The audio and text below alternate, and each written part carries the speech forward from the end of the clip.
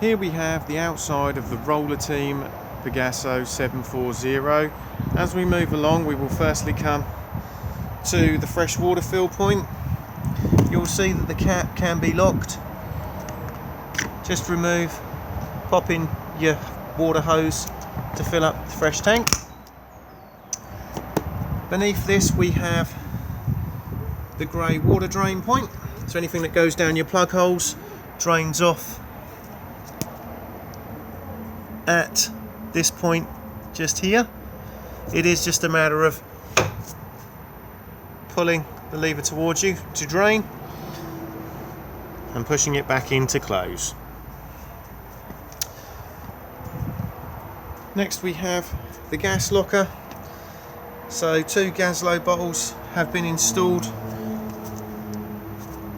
We have the regulator just here, and then we have the crossover valve just here. So you will see that the hoses come off the crossover valve and then go towards each bottle, and it's just either pick which bottle you want to feed off, or if you leave it centralized and you leave both bottles turned on, you will feed off them both at the same time.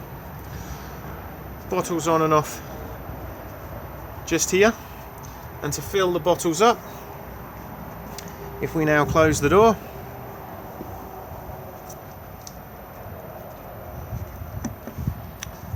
push in, twist, and the cap will come out.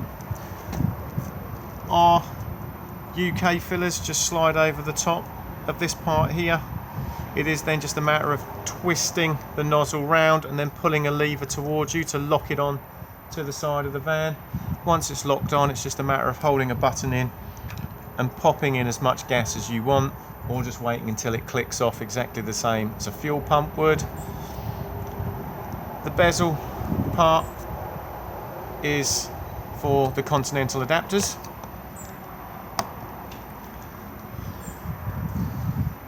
Next we have the mains hookup point just here,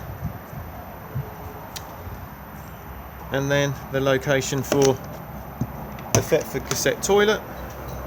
To remove, lift up and pull towards you. Before use, remove the cap and add your toilet chemical with a small amount of water. It also empties from this point here as well. Just remember that when you pour it away, to hold down the button to release the vacuum inside. It's also advisable to keep this seal lubricated. Thetford do their own seal lubricant, but any silicone based lubricant is absolutely fine. These all now come on wheels with pull up handles.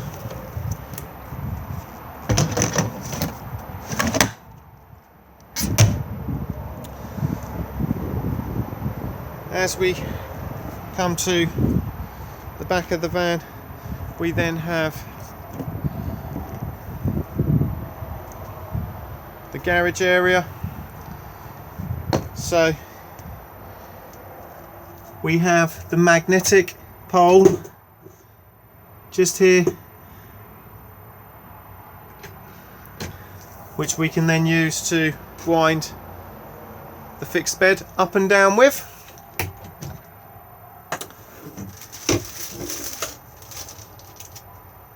We then also have in here the location for the Truma combi boiler. So the boiler itself just sits here, and then the boiler drain valve just sits here. This boiler drain valve is automatic, so if it's in the closed position and the internal temperature of this motorhome drops below 3 or 4 degrees, this valve will automatically open to drop all the water out of the boiler to frost protect itself. If you are going to manually do it, you need to make sure that the water pump is turned off, and then come to this blue diamond here and twist it, and then a blue button will pop out at the base of the unit. To refill, twist, push the button back in, make sure you've got water in your fresh tank, turn the water pump on, and then it will begin to prime the boiler back up again. If this is auto drained, all that you need to do is just push the blue button back in. If you're pushing it back in and it's just popping straight back out again, it's too cold in here and you'll need to turn your heating on to generate some heat to allow it to reset. Another reason why the button will not stay in is if this blue diamond is not in the correct position. So if it's like this, it will just keep popping out.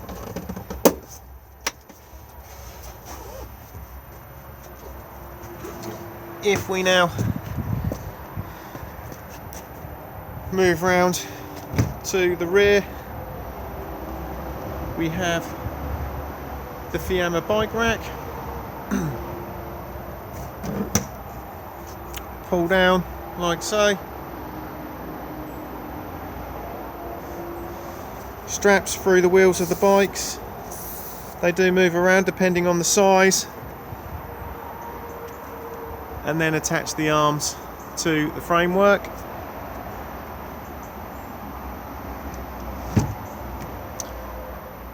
We have the rear view camera just up there,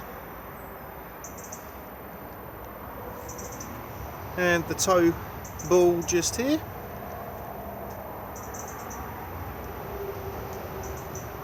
As we come round, we then have the garage entry from the other side.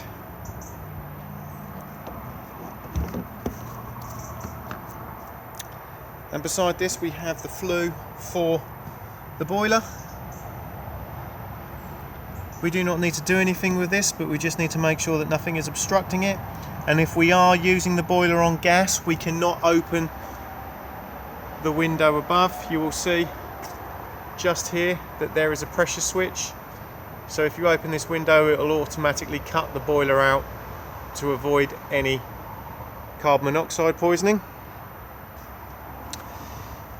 If we now go underneath the van, you can see the spare wheel just here.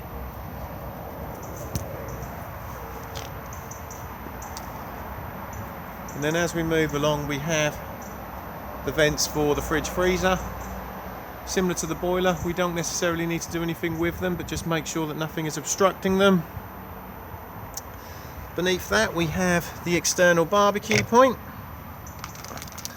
This is a bullfinch barbecue point. So this is the actual adapter, so attach the hose of the barbecue to this section just here, and then secure it with a Jubilee clip. Then this part here just literally plugs in and then twists around to allow the gas to come through.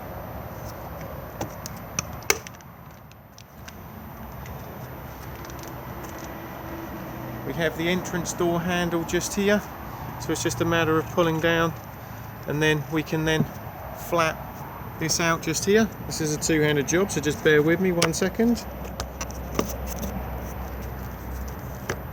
So it can come out into this section just here, or it can be used for additional security by flapping it completely across and then locking it just here.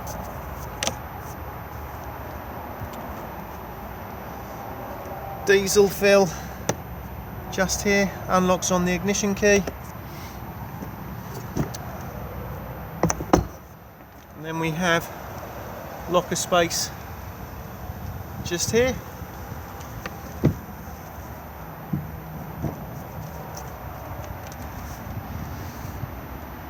To release the bonnet, we do need to come inside the van, and that is located just in the cubby hole just here.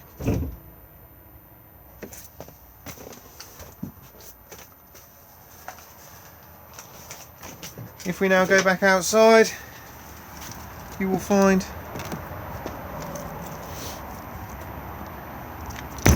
this motorhome is alarmed, so we have the towed alarm fob just here.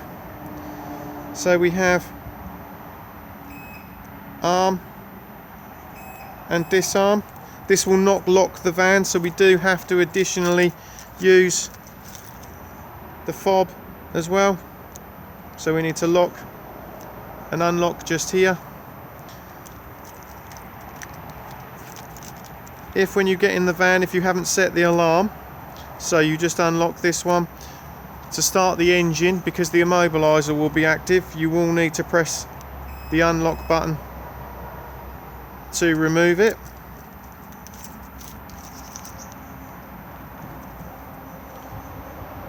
Along the top here we have the Fiamma roll-out canopy.